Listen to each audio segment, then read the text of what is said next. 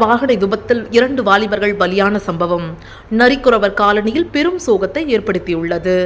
காஞ்சிபுரம் மாவட்டம் உத்திரமேரூர் வட்டம் வயலூர் நரிக்குறவர் காலனியைச் சேர்ந்த 17 வயது மதிக்கத்தக்க பாலன், கதிரவன், செந்தூர் பாண்டி நெருங்கிய நண்பர்களான மூவரும் பெருநகர் அருகே நடைபெற்று வரும் கோயில் திருவிழாவினை காணச் சென்றுள்ளனர்.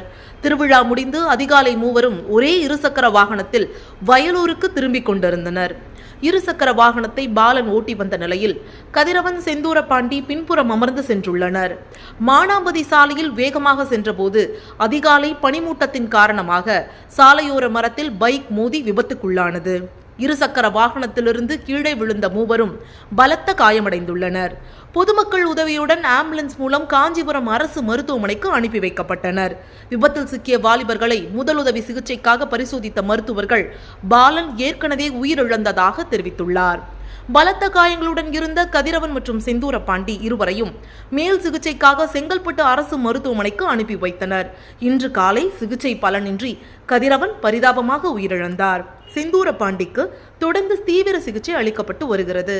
இச்சாலை விபத்து குறித்து பெருநகர் இன்ஸ்பெக்டர் சக்திவேல் வழக்கு பதிவு செய்து விசாரணை மேற்கொண்டு வருகிறார். திருவிழாவுக்கு சென்ற வாலிபர்கள் உயிரிழந்த சம்பவம் வயலூர் நரிக்குறவர் காலனியில் பெரும் சோகத்தை ஏற்படுத்தியுள்ளது.